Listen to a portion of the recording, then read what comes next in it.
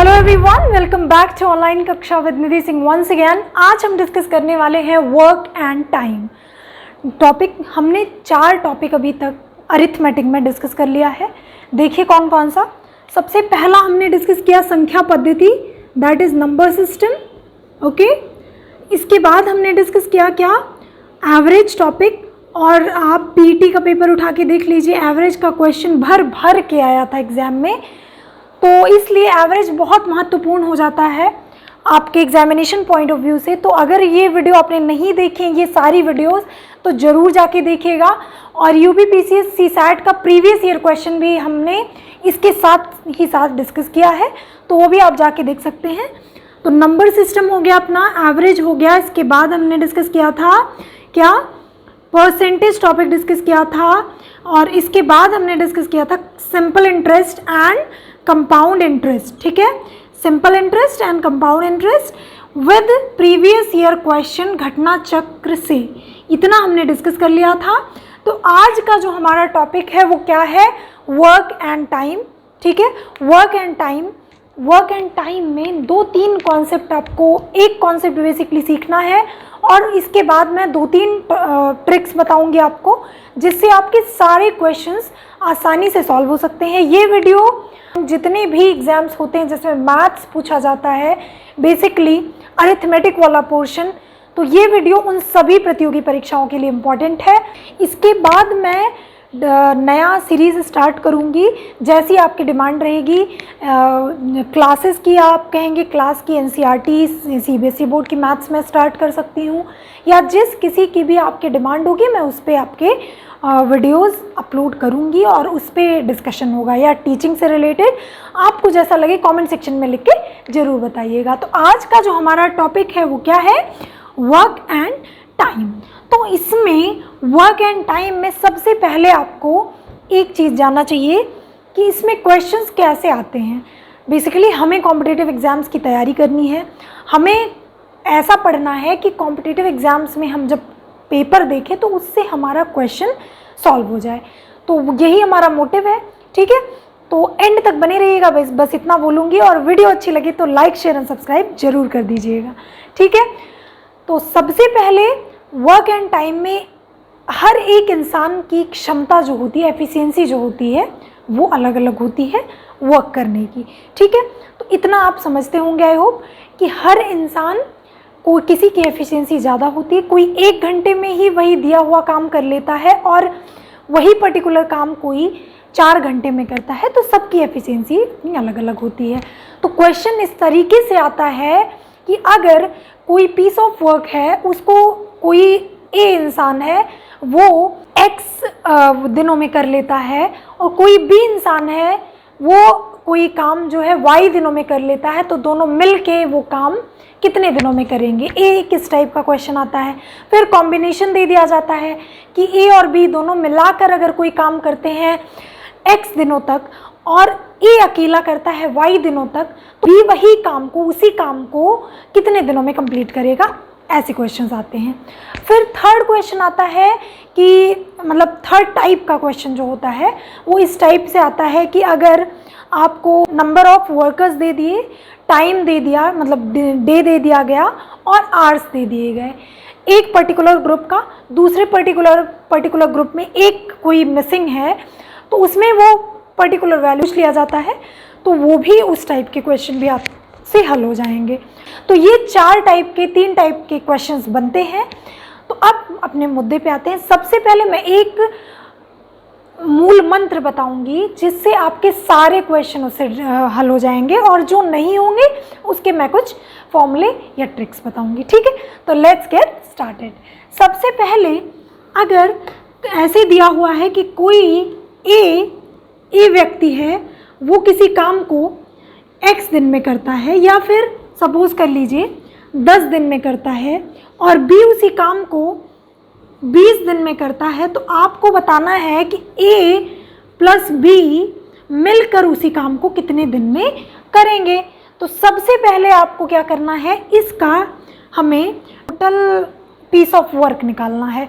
तो total piece of work में आप क्या करोगे, हाँ हमने LCM HCF भी टॉपिक डिस्कस कर लिया है, तो अगर वो वीडियो आपने नहीं देखी है तो उसको ज़रूर जाके देखिएगा, ठीक है। तो 10 और 20 का सबसे पहले हम LCM लेंगे। 10 20 का LCM कितना हो जाएगा, 20 हो जाएगा, ठीक है। इसके बाद ए की एक दिन की एफिशिएंसी, एक दिन में मतलब इसका एक दिन का एफिशिएंसी कितना होगा, तो आप क्या करोगे, ये जो डे है इसको टोटल नंबर ऑफ वर्क से डिवाइड कर दोगे, मतलब 20 डिवाइडेड बाई 10, तो यहाँ पे ए की जो एफिशिएंसी हो जाएगी वो कितनी हो जाएगी, 2 हो जाएगी, और बी की जो एफिशिएंसी हो जाएगी वो कैसे निकालेंगे, 20/20, दैट इज 1। तो इसकी जो बी की एफिशिएंसी हो जाएगी वो कितनी हो जाएगी, 1 हो जाएगी। तो टोटल हमें काम कितना है, टोटल काम कितना है, तो ये है 20, ठीक है। और एक दिन की ए की एफिशिएंसी 2 है और बी की एक दिन की एफिशिएंसी 1 है, तो टोटल एफिशिएंसी एक दिन की कितनी हो गई, 3 हो गई। तो मतलब जो ए और बी दोनों मिलकर कितने दिन में काम कंप्लीट करेंगे, दैट इज 20/3।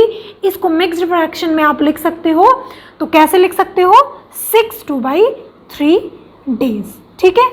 एक इस टाइप का क्वेश्चन आता है आपके एग्जामिनेशन सारे कॉम्पिटिटिव एग्जाम्स में, तो एक इस तरह से क्वेश्चन आता है।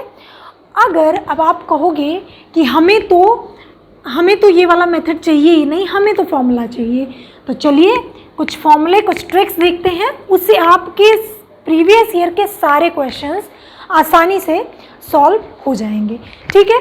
तो सबसे पहला ट्रिक क्या है, यदि ए किसी काम को x दिन में करता है, ठीक है, ए किसी काम को x दिन में करता है, बी उसी काम को, ठीक है, बी उसी काम को y दिन में करता है, तो ए और बी मिलकर उस काम को कितने दिन में करेंगे। तो आपको सिंपल कुछ नहीं करना है, क्या करना है, x × y upon x + y, बस सिंपल सा आप ये करोगे और आपका क्वेश्चन सॉल्व हो जाएगा, ठीक है।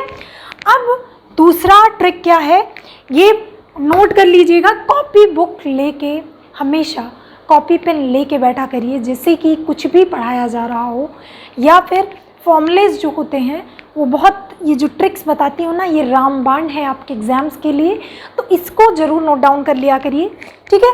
तो ट्रिक नंबर 2, अब ट्रिक नंबर 2 क्या है कि अब आप कहोगे कि ये तो हो गया, लेकिन अगर ए और बी को टुगेदर कर दिया जाए, मतलब ए और बी का मिलाकर काम दिया हो x और ए का काम दिया हो y, तो आप कहोगे कि बी का काम, उतना ही काम कितने दिन में कंप्लीट होगा।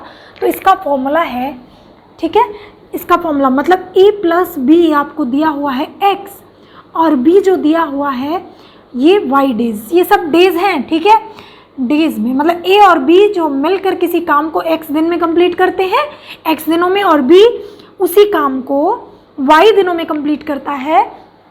आपको बताना है कि ए उसी काम को कितने दिन में कंप्लीट करेगा। आपको पता है, मैंने आपको बताया है कि सबकी एफिशिएंसी अलग होती है, ठीक है।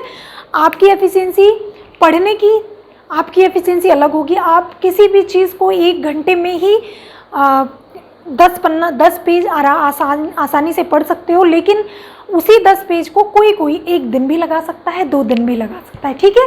तो दैट इज़ कॉल्ड एफिशिएंसी, उसी को एफिशिएंसी बोलते हैं। तो सबकी एफिशिएंसी अलग अलग होती है, इसलिए हम टाइम वर्क पढ़ते हैं, ठीक है। तो अब ए का जो उसी काम को करने में कितना दिन लगेगा, तो आप क्या करोगे, x × y upon y - x।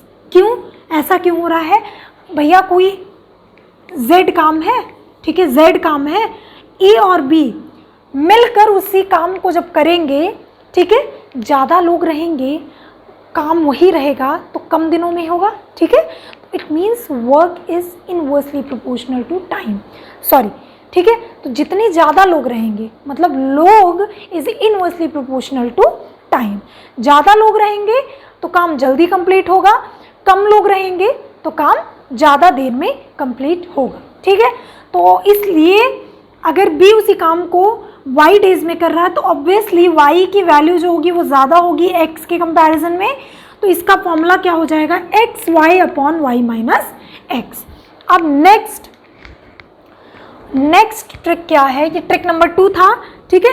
और नेक्स्ट ट्रिक क्या है आपका, ट्रिक नंबर 3। अगर ट्रिक नंबर 3 है, यदि किसी काम को M1 आदमी, ठीक है, अब मैं बोल देती हूँ कि 10 आदमी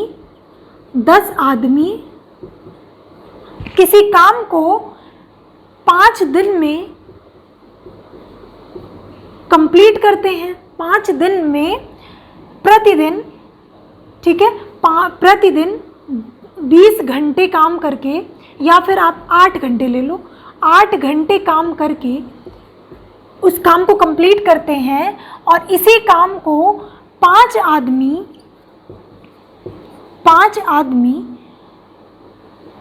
आदमी 10 दिन में कितने घंटे काम करके कंप्लीट करेंगे, ठीक है। 10 दिन में कितने घंटे, मतलब H2 हमसे पूछा गया है। इस टाइप से क्वेश्चंस आपके आते होंगे कॉम्पिटिटिव एग्जाम्स में, आपने देखा भी होगा। तो हम इसको कैसे करेंगे, ये फॉर्मूला है M1 D1 H1 equal to M2 D2 H2, ठीक है। M1 की वैल्यू 10 है, D1 की वैल्यू नंबर ऑफ डेज 5 है, और H1 की वैल्यू 8 है, इक्वल टू M2 मतलब 5, D2 की वैल्यू 10 है, तो H2 की वैल्यू हमको बतानी है। 5 से यहाँ से 5 कैंसिल आउट हो जाएगा, ठीक है, और 10 से 10 कैंसिल आउट हो जाएगा, तो H2 की वैल्यू क्या आ जाएगी, 8 आवर्स आ जाएगी, ठीक है। ऐसे ही कोई भी अगर आपसे यहाँ पे आवर्स दे के नंबर ऑफ आदमी मेंस पूछ लिए होते तब भी यहाँ से आपका निकल जाता, मतलब यहाँ से कोई भी वैल्यू मिसिंग रहे तो आप आराम से इसको निकाल सकते हो। आई होप आपको ये तीनों चीज़ें समझ में आ गई होंगी, तीनों फॉर्मूले नोट डाउन कर लीजिएगा। तो यहाँ से इस पॉइंट से आपको सारे आपके क्वेश्चंस जो भी आपके यूपीपीसी सीसैट में आए हुए क्वेश्चंस हैं वो आपके हल हो जाएंगे, ठीक है। और जो नहीं होंगे नेक्स्ट वीडियो में मैं आपके जितने भी यूपीपीसी सीसैट में प्रीवियस ईयर क्वेश्चंस आए हैं वो मैं डिस्कस करूंगी। तब तक के लिए keep learning, keep growing, thank you.